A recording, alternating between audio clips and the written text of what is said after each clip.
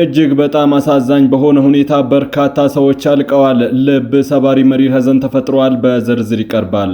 በቀጣይ ወር በትግራይ ክልል በእርግጠኝነት ጦርነት ይቀሰቀሳል ሲል አንድ ዓለም አቀፍ ተቋም አስታውቋል። ሰፋ ያለ ዘገባ ይዘናል። የሰላም አማራጭን የተቀበሉ የቀድሞ የመንግስት ሰራተኞች ወደ ስራቸው እንዲመለሱ የክልሉ አስተዳደር ምክር ቤት ወስኗል። ከባህር ዳር ልዩ ሰበር መረጃ ደርሶናል። የቀድሞዋ የኢዜማ ብሔራዊ የሴቶች ጉዳይ ተጠሪ ገነት አራጌ የቅርብ ቤተሰብ ግለሰቧ የካቲት 6 2017 ዓ.ም ቀይ በለበሱ አካላት ከተወሰደች በኋላ እስካሁን ድረስ ያለችበት ቦታ እንደማይታወቅ ገለጹ። ክቡራትና ክቡራን የጥበብ ሚዲያ ቤተሰቦች በዛሬው ቆይታችን እነዚህንና ሌሎችንም ሀገር አቀፍ ብሎም ዓለም አቀፍ መረጃዎችን በዝርዝር ወደ እናንተ እናቀርባለን። ጥበብ ሚዲያ በጋዜጠኞች የተመሰረተ ሚዛናዊና ተአማኒ መረጃዎችን በየዕለቱ የሚያደርሳችሁ ገለልተኛ ሚዲያ ተቋም ነው። ለቤቱ አዲስ የሆናችሁ ሰብስክራይብ በማድረግ የደወል ምልክቷን በማብራት የቤቱ አባል ትሆኑ ዘንድ በታላቅ ትህትና እንጋብዛለን። በቅድሚያም የዕለቱን የቢዝነስ ዘገባዎች አስቀድመን ወደ ዝርዝር ዘገባዎቹ እናልፋለን። ዛሬ በኢትዮጵያ ንግድ ባንክ አንድ የአሜሪካን ዶላር 152 ብር ከ9 ሳንቲም ተገዝቶ 156 ብር ይሸጣል። ፓውንድ ስተርሊንግ 203 ብር ከ5 ሳንቲም ተገዝቶ 207 ብር ከ6 ሳንቲም እየተሸጠ ነው። የአውሮፓ ዩሮ 181 ብር ከ2 ሳንቲም ተገዝቶ 184 ብር ከ9 ሳንቲም የሚሸጥ ሲሆን የስዊዝ ፍራንክ 194 ብር ከ8 ሳንቲም ተገዝቶ 198 ብር ከ7 ሳንቲም ይሸጣል። የኩዌት ዲናር 492 ብር ከ1 ሳንቲም ተገዝቶ 502 ብር እየተሸጠ ሲሆን የቻይና ዩዋን 21 ብር ከ7 ሳንቲም ተገዝቶ 22 ብር ከ1 ሳንቲም ይሸጣል። የተባበሩት አረብ ኤምሬቶች ድርሃም 41 ብር ከ6 ሳንቲም ተገዝቶ 42 ብር ከ4 ሳንቲም ይሸጣል። የሳውዲ ሪያል 40 ብር ከ7 ሳንቲም ተገዝቶ 41 ብር ከ6 ሳንቲም እየተሸጠ ነው። በህወሓትና በፌደራሉ መንግስት መካከል በቀጣይ ወራት ግጭት ሊቀሰቀስ እንደሚችል የአሜሪካው ተቋም አስጠነቀቀ። የግጭት ሁኔታዎችን የሚተነትነው ክሪቲካል ትሪስ ባወጣው ሰፊ ሪፖርት ወታደራዊ ውጥረቱ ከምን ጊዜውም በላይ ማየሉን አስታውቋል። ኃይሉን ወደ ትግራይ ክልል አዋሳኝ አካባቢዎች ያስጠጋው የፌደራሉ መንግስት በመጪው ወር ውስጥ በህወሓት ላይ ጥቃት ሊከፍት እንደሚችል ተቋሙ ጠቁሟል። ሁሉም ኃይሎች በየፊናቸው ከፍተኛ ወታደራዊ ዝግጅቶችን እያደረጉ መሆኑን ተቋሙ ከአንድ ሳምንት በፊት ባወጣው ሪፖርት መግለጹ ይታወሳል።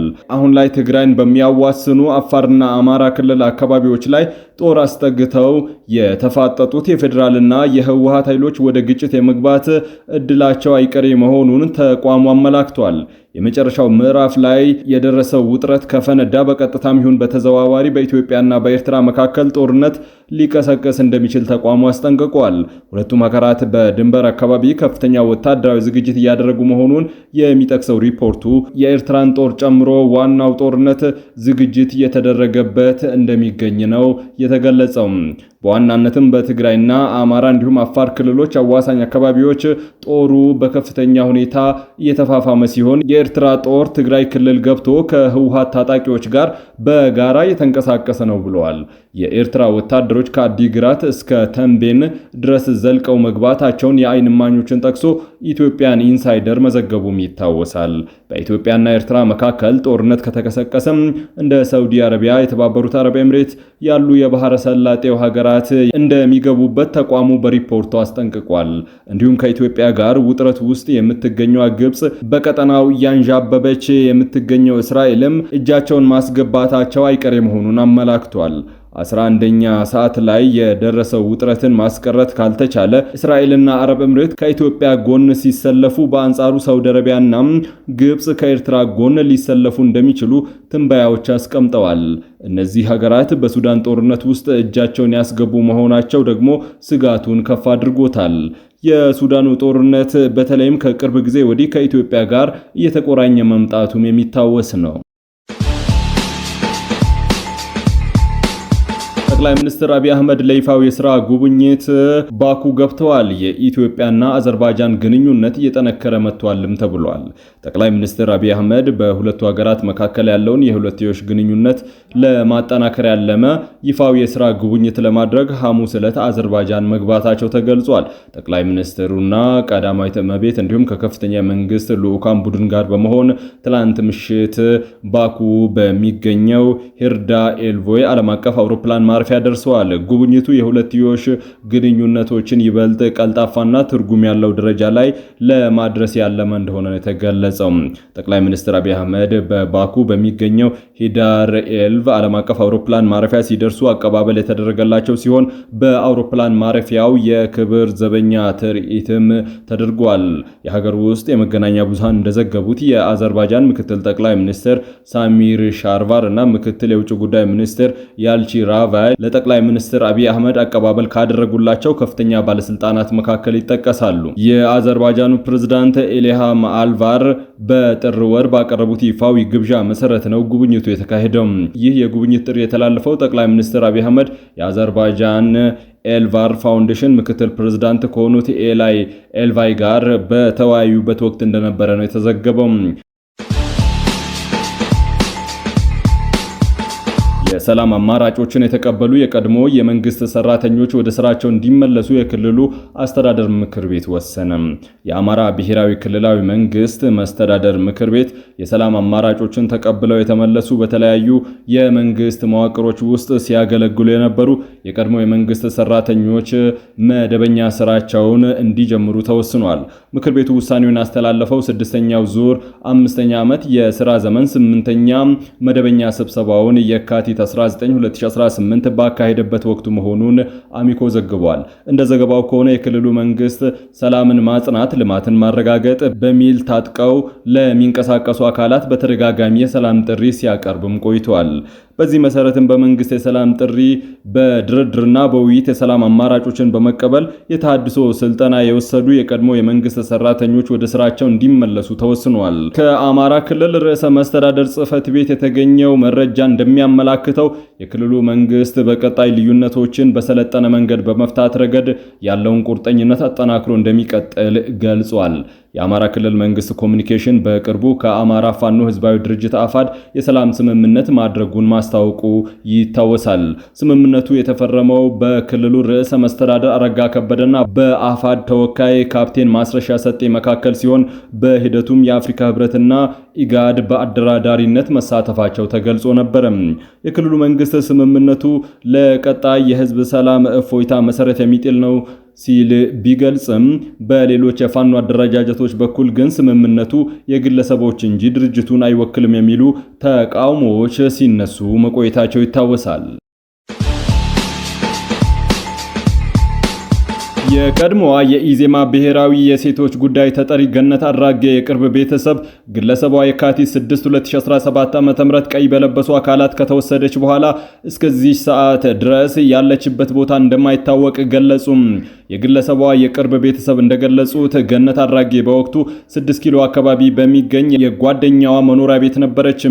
ገነት አራጌ መወሰዷ እዛ አካባቢ ከነበሩ ልጆች በስልክ ተደውሎ እንደሰሙ የሚገልጹት የቅርብ ቤተሰብ ከተወሰደች በኋላ ድጋሜ ይዘዋት መተው አልጋ ልብስ ይዛ መሄዷን ነግረውኛል ሲሉም ተናግረዋል። የተኛው ፌደራል ይሆን አላውቅም፣ ግን ቀይ ለባሽ ናቸው ሲሉ የገለጹት የገነት አራጌ ቅርብ ቤተሰብ አክለውም ልጆቹ እኮ በትክክለኛ ነገር መናገር አልፈለጉም፣ መያዟን ብቻ ነው እንጂ የነገሩን ብለዋል።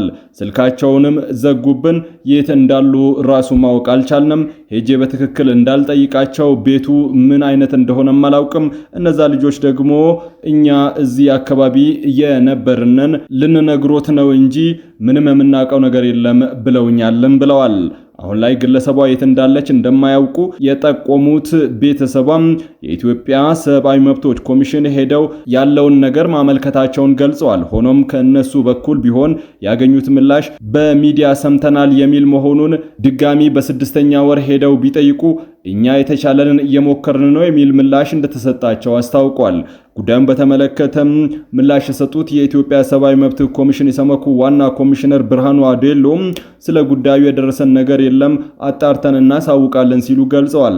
አሁን ላይ በተለምዶ ቀይ ቦኔት ለባሾች ይባሉ እንጂ ማን እንደሚሰውር ግልጽ አይደለም ያሉት ዋና ኮሚሽነሩ አክለውም ለገንዘብ ሲባል የሚደረጉ ስራዎች መኖራቸውን ነው ያነሱትም። የኢትዮጵያ ሕዝቦች አብዮታዊ ፓርቲ ኢህአፓ በበኩሉ የካቲት 9 2018 ባወጣው መግለጫ በአሁኑ ወቅት በሀገራችን ኢትዮጵያ ዜጎች በሕግ ጥላ ስር የመጠበቅ መብታቸው ተጥሶ ከየቤታቸው በጸጥታ አካላት ከተወሰዱ በኋላ ያሉበት ሳይታወቅ ደብዛቸው የመጥፋቱ ሁኔታ አሳሳቢ ክስተት ሆኖ ቀጥሏል ብለዋል። ታዋቂው ሳይንቲስት አማሃ በላይ ከዚህ ዓለም በሞት ተለዩ። በማይክሮ አልጌ ባዮ ቴክኖሎጂ ዘርፍ በዓለም አቀፍ ደረጃ ግንባር ቀደም ምሁር የነበሩት አማሃ በላይ በተወለዱ በ79 ዓመታቸው የካቲት 15 ቀን 2018 ዓ.ም ከዚህ ዓለም በሞት ተለይተዋል። ዶክተር አማሃ የቀድሞ የቀዳማዊ ኃይለ ሥላሴ ዩኒቨርሲቲ ምሩቅ ሲሆኑ የዶክተሬት ዲግሪያቸውን ደግሞ ከዩናይትድ ኪንግደም አግኝተዋል። ወደ ሀገራቸው በመመለስ በአዲስ አበባ ዩኒቨርሲቲ ለ13 ዓመታት በመምህርነትና በባዮቴክኖሎጂ ትምህርት ክፍል ኃላፊ ሆነው አገልግለዋል። በሙያ ህይወታቸው ከፍተኛ ዝናን ያተረፉት በካሊፎርኒያ ኤርዚስ ኒውትራላይዜሽን ተቋም ውስጥ ለ26 ዓመታት በከፍተኛ የቴክኖሎጂ መኮንንነት በሰሩበት ወቅት ነው። በዘርፉ ባላቸው ጥልቅ ዕውቀትና ለስፒሩሊና ኢንዱስትሪ ባበረከቱት አስተዋጽኦ ሚስተር ስፒሩሊና የሚል ስያሜ እስከ ማግኘትም ደርሰዋል። ዶክተር አማሃ በላይ ከዓለም አቀፍ ስራዎች ባሻገርም ለሀገራቸው ኢትዮጵያ ባላቸው ጥልቅ ፍቅር ይታወቃሉ። የኢትዮጵያ አካባቢ ጥበቃና ዘላቂ ልማት ምክር ቤት መስራች በመሆኑም አገልግለዋል። በትላንትናው ዕለት በሁለት አካባቢዎች በደረሰ የትራፊክ አደጋ የ14 ሰዎች ህይወት አለፈ። የመጀመሪያው አደጋ የተከሰተው በማዕከላዊ ኢትዮጵያ ክልል በስልጤ ዞን ሳንኩራ ወረዳ ሲሆን በወረዳው የሪግዲና ማዞሪያ ከተማ ወደ ሀላባ የሚሄድ ከሀላባ የሚመለስ የህዝብ ማመላለሻ አውቶቡስ በተለምዶ ዶልፊን ተብሎ ከሚጠራው ሚኒባስ ጋር በመጋጨቱ የደረሰ አደጋ መሆኑ ተገልጿል። የሳንኩራ ወረዳ ፖሊስ ትራፊክ ዋና ስራ ሂደት አስተባባሪ ሳጅን አብዱል ሹኩር ሐምዳላ እንደገለጹትም ከረፋዱ 5 ሰዓት ከ20 ደቂቃ አካባቢ አደጋው መከሰቱን ገልጿል። በአደጋው 5 ሰዎች የሞቱ ሲሆን 2 ሰዎች ከባድና እንዲሁም 2 ሰዎች ቀላል የአካል ጉዳት እንደደረሰባቸው ተነግረዋል።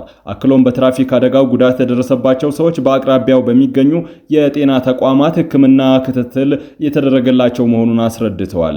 የትራፊክ አደጋው መንስኤ በፍጥነት ማሽከርከር መሆኑን ጠቅሰው ተጨማሪ ማጣራት ስራ የተከናወነ መሆኑን መግለጻቸው ተዘግቧል። በተመሳሳይ መነሻውን ምዕራብ በለሳም አርባያ ከተማ ያደረገ ኤፌሰር የህዝብ ማመላለሻ አውቶቡስ በርካታ ተሳፋሪዎችን ጭኖ ከቀኑ 7 ሰዓት ወደ ጎንደር ከተማ እየተጓዘ ያለም አብርሃ በሚባል ከባድ ገደል ውስጥ ተንሸራቶ በመግባቱም በአደጋው 9 ሰዎች ህይወታቸው ሲያልፍ በርካታ ሰዎች መቁሰላቸው፣ የአካል ጉዳት እንደደረሰባቸው የምዕራብ በለሳ ወረዳ መንግስት ኮሚኒኬሽን ጉዳዮች ጽህፈት ቤት ገልጿል። ክቡራትና ክቡራን የጥበብ ሚዲያ ቤተሰቦች ለሰዓቱ የመራረጥናቸው ዘገባዎች በዚህ አብቅተዋል። ከኛ ጋር በመሆን መረጃን ከጥበብ ስለተከታተላችሁ ከልብ አመስግነን ተሰናበትን።